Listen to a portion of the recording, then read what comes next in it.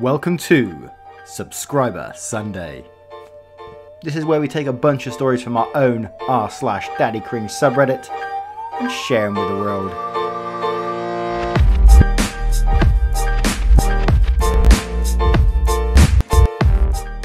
What is up, guys? I hope you're well, and this is our first Subscriber Sunday.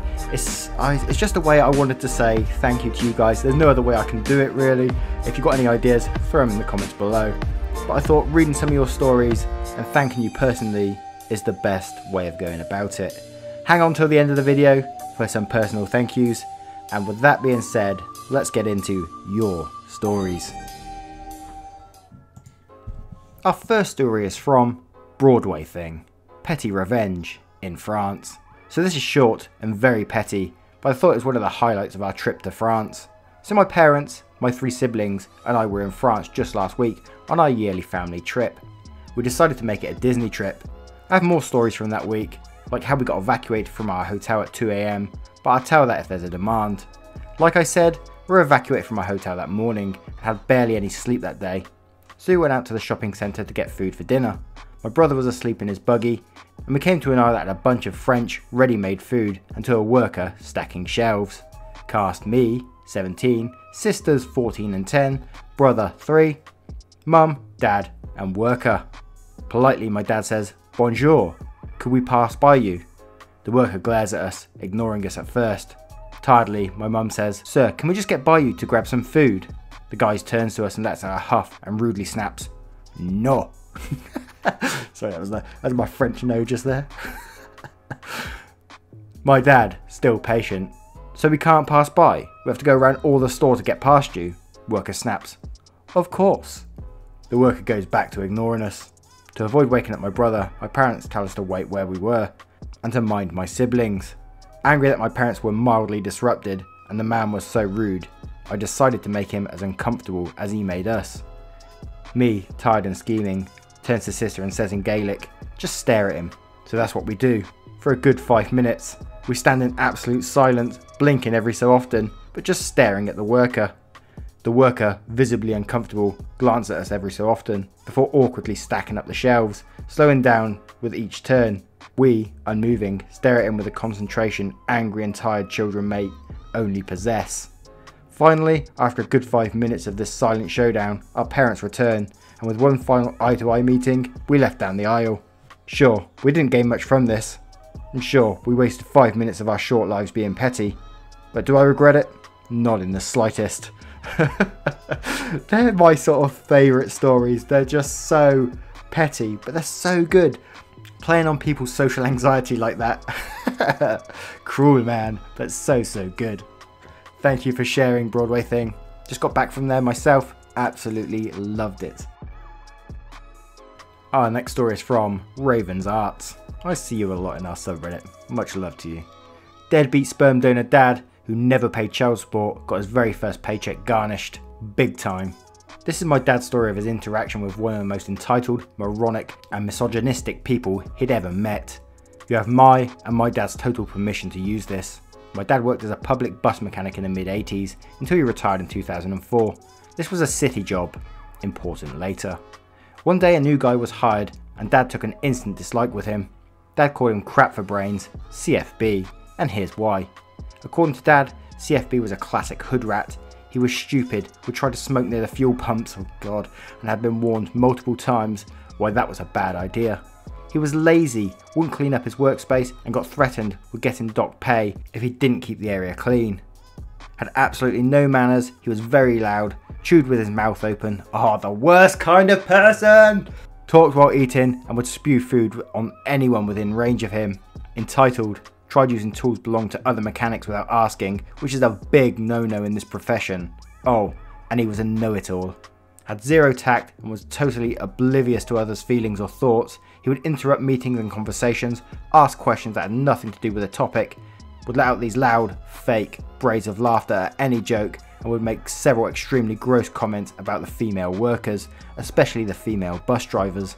He once made a comment of a picture of me dad kept in his wallet. I'm female. About how nice my tits looked, earning one of my dad's patented glares of death with a warning to never talk about me like that again. I was 15 in the picture and wasn't wearing anything that showed off my tits, plus they weren't even that big at the time. Lol. He liked to fart whenever they were talking in a group, sometimes aiming his farts at different people. He'd pick his nose and flick boogers everywhere, then try and hand you something. He also liked to hack up big loogies and spit them near other people's feet. Yep, a real class act. CFB managed to disgust / gross out an entire garage full of mechanics in less than a week, and considering they're mechanics, that's no mean feat. Dad admitted though, CFB was a rather good mechanic. Dad found him loud, stupid, obnoxious and boring. Dad hated working with him. Apparently CFB bragged a lot about any and everything while working and basically never shut up the whole 8 hours. CFB would tell everyone over and over how this was his first official job. All the other ones had been cash under the table and basically minimum wage, and how he was so hyped since this job paid a lot more. Dad was opening his own check, overtime, yay, when he heard a yell, followed by lots of long and creative cursing.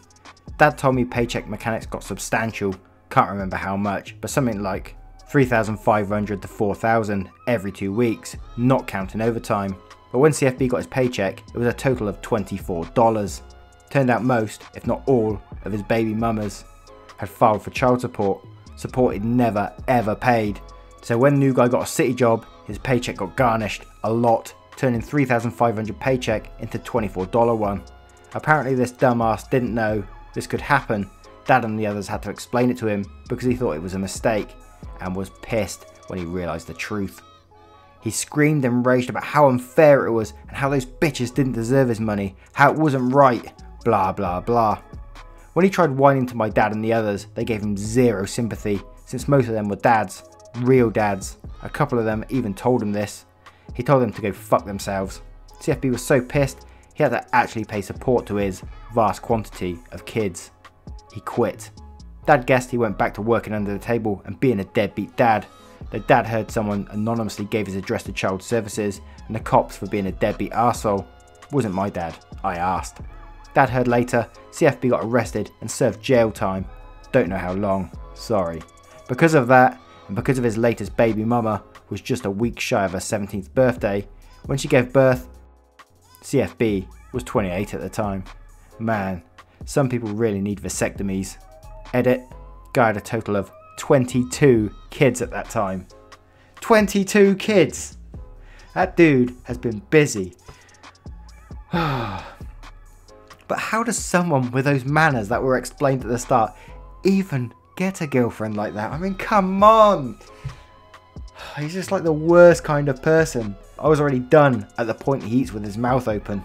Can't stand that. Damn, thank you very much for Raven's Arts for sharing that story. Much love.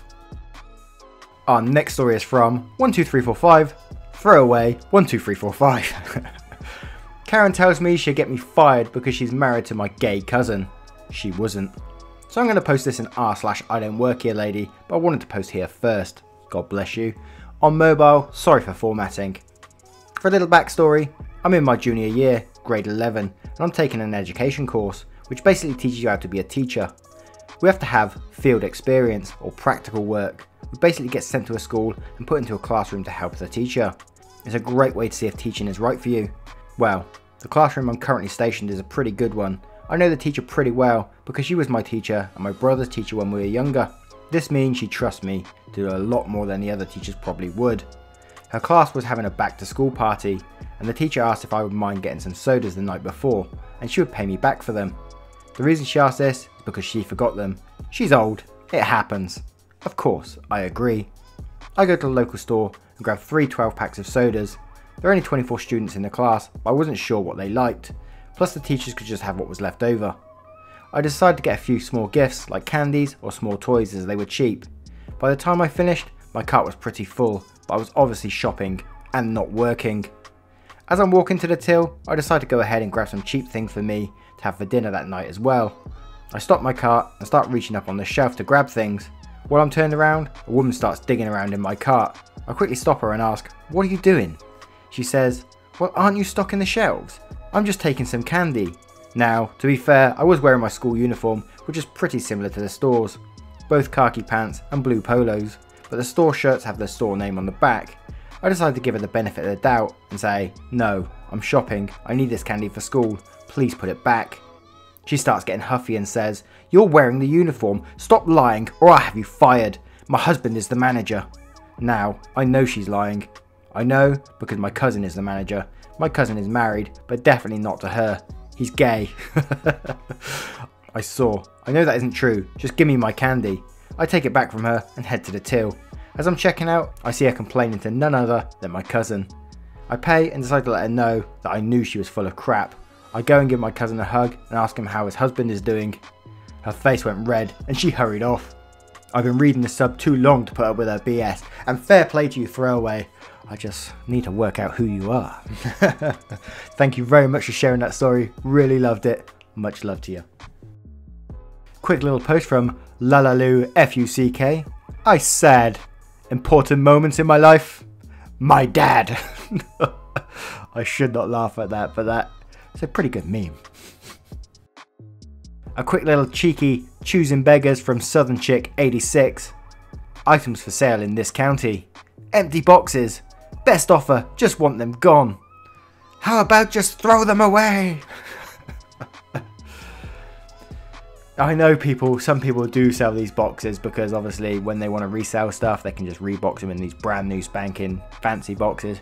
But I mean, come on man, just recycle them. Who puts it on Facebook to try and sell them? Don't be so cheap. Our next story is from Heron Your Hope. Hopefully that's correct. How dare you accommodate for English learners?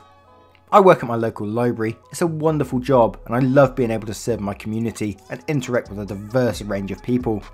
Every year we have our own summer reading program. The kids sign up and read books in exchange for prizes. It's a very popular program, and at our branch alone, our city's library has 24 branches, including the downtown branch. We have on average 3,000 kids signing up. Tell that to the boomers who think kids don't read. Anyways, the kids earn prizes that all the different kinds of books are given a certain amount of points, and the shelves are labelled with them. An example is that JP books, picture books like Clifford or Arthur, are worth 5 points, while JFIC, Harry Potter and Teen, Hunger Games are worth 25 points. The kids turn in their books at the summer reading desk, where one of the clerks adds points to their points card, and the kids can pick out their prizes. How can this possibly go wrong? When Karen gets involved. I was passing by the summer reading desk when I caught the tail end of this incident. The clerk who was present later informed me about all that went down. A little bit more background, my city has a high population of immigrants from Myanmar, formerly Burma. Most of them came here fleeing persecution from their government with the help of churches in the States. Most of the Burmese and Chin, an ethnic group from Myanmar, who come here are Christian. For a lot of them, learning English has been the biggest struggle in adjusting to their life here, especially for adults and older teens, which is why it's a good thing. The library has a decent sized collection of what are considered high-low, high-interest, low vocabulary books. These are books that have themes of any normal book, sci-fi, romance, mystery, etc. But the difference is they are very short and use simple sentence structures and smaller words. This way, older people learning to speak English, or illiterate adults, can read something they understand while not having to read toddler books all the time. The problem came when 2 Burmese girls came up to the desk to turn in their books for points. They had a couple of high-low books that were from the teen section, so they would get 25 points for each book. The heartless bitch known hereafter as Karen noticed that the girls were getting the same amount of books as her daughter. She proceeded to ask the clerk why they were getting the same points for such thin books when her daughter was turning in 2 Harry Potter books. Look how big these books are, how can they be worth the same points? When the clerk explained that the points are given by category and not by book length, the Karen still wasn't having it. When the clerk explained the high-low books were for people struggling with reading English, Karen continued to throw a fit, saying how we're giving them special treatment. It was at this point I came in to hear Karen huff and say, "This is ridiculous. Why should my kid have to work harder just because they can't read?" My jaw dropped and I looked over to the 2 girls who were still standing at the desk looking confused and uncomfortable. I honestly hoped that their English was bad enough that they didn't know that the lady was talking about them, but I'm pretty sure they did. The Karen huffed away with her kid before anything else happened, and the clerk took care of the 2 teens and apologised for what happened. Later when she told me the whole story, I was pissed. Native English speakers, especially here in America, do not realise how fucking hard it is to learn English, let alone read it. That woman should be thankful her daughter, who looked 13ish, can read something like Harry Potter. Funny enough, that daughter could have checked out a high-low book herself and gotten quick points. So there goes the special treatment argument. This wasn't a crazy incident, there was no screaming and it was over in less than 3 minutes, but it's kind of entitlement that gets under my skin. Also, for a splash of irony, one of the languages spoken by the people of Myanmar is called Karen. I have a bunch of tales from the library if anyone wants to post more, and I have stories that involve a juggalo-led book, smuggling scheme. I'm not joking, my dudes. If I got that area wrong, Myanmar, I'm not sure. I have to read it up afterwards, but I'm apologising right now if I got it wrong. That's a great story though, and I totally get you. I mean, those people are already doing their best to learn English by being in the library, trying to get involved in the community, and then they're getting shit on by people like that. Absolute. I can see why you was pissed about that. Thank you so much for sharing the story, and much love to you. Now, I'm probably going to piss some people off with this next section, but as it's Subscriber Sunday, I just want to thank some subscribers that I see in the chat every day, every single day, and it warms my little stone heart. So thank you to TB, Miss Lucid Dreams, Randall Slaughter, DJ, Rohan, Tanya Barnes, Kirsty Anne May Simpson, CLRT Wallace, Trisha Smith, Datchless, Elcrid, Gina, Gabriel, Randall Slaughter, Dahila X, Dr. Health, Diane Essex, One Toxic Pixel, Thomas Wade, Devon, of course, Nelly Nightshade, Nova Brilliant, Mama Thomas, and of course the Discord gang, Parker Hall, The Punster, Blaze Mini, Second Dying Child, what a name, Devilish, Athena, of course, Black Moon Kokobo, The Punster, NC Trash, Devon, I've already said you. You're not getting another mention. Ah, I've already done it. Bully Me 456, Sky, Lalandra, hopefully I got it correct, Safita, and there's so many more of you, and I will make sure I get some more names for next Sunday, because I'm going to try and keep this rolling if you enjoy this kind of thing. And yeah, just a huge thank you to each of you. Without you guys, I don't know what I'd be doing with this channel. It probably died a death a long time ago. You guys keep me inspired to do more, and that's what I'm trying to do. I'm trying to be a bit more persistent, consistent even, with the content. Let me know what you guys like, what subreddits you'd like to see, all that kind of good stuff. Join our Twitter, our Discord, our Reddit, all those things, as it really helps us pushing forward. Much love, guys. Take care now. Goodbye.